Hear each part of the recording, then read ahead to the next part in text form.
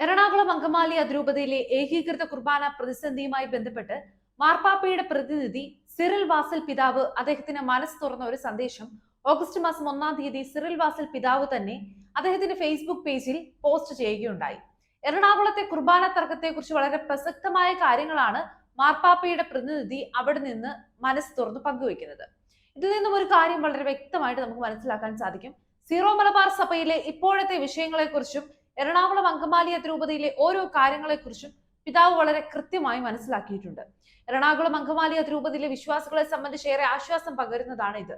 ആമുഖമായി പ്രധാനമായും ചില വസ്തുതകളിലേക്ക് വന്നാൽ, സീറോ മലബാർ സഭയുടെ സിനഡ് നിർദ്ദേശിച്ച മാനദണ്ഡങ്ങൾക്ക് അനുസൃതമായി ഏകീകൃത ബലി അർപ്പിക്കുവാൻ വിസമ്മതിക്കുന്ന വൈദികർ പ്രായോഗികമായി തങ്ങളെ തന്നെ ഞായറാഴ്ചകളിലും കടമുള്ള ദിവസങ്ങളിലും പരിശുദ്ധ ഫ്രാൻസിസ് മാർപ്പാപ്പ അംഗീകരിച്ചതും സീറോ മലബാർ സിനഡ് അംഗീകരിച്ചതുമായ ഏകീകൃത ബലിയർപ്പണ രീതി ഭാഗികമായിട്ടാണെങ്കിലും നടപ്പിലാക്കാൻ തുടങ്ങിയ വൈദികർക്കെതിരെ നിലവിൽ ഒരു നടപടിയും ആരംഭിച്ചിട്ടില്ലെന്ന് delegate archbishop Cyril Vasil പിതാവ് വ്യക്തമായി പ്രസ്താവിച്ചു.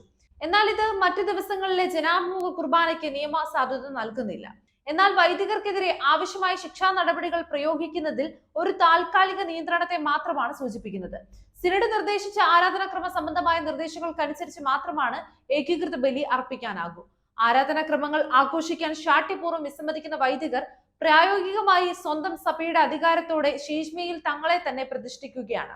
നിയമപരമായ ശിക്ഷാ നടപടികൾ ഉടൻ പ്രതീക്ഷിക്കണമെന്നും അദ്ദേഹം കൂട്ടിച്ചേർത്തു. എറണാകുളം അങ്കമാലി ആർക്ക് എപ്പാർക്കിയിലെ വിശ്വാസികളുടെ അറിവിലേക്കായി അദ്ദേഹം ഫേസ്ബുക്ക് പേജിൽ പ്രസിദ്ധീകരിച്ച അഭിമുഖത്തിൽ delegate archbishop Cyril Vasil പിതാവ് വിശ്വാസികൾക്ക് അടിസ്ഥാന യാഥാർത്ഥ്യത്തെക്കുറിച്ച് ഒരു ധാരണ നൽകുകയാണ് യഥാർത്ഥത്തിൽ ചെയ്യുന്നത്.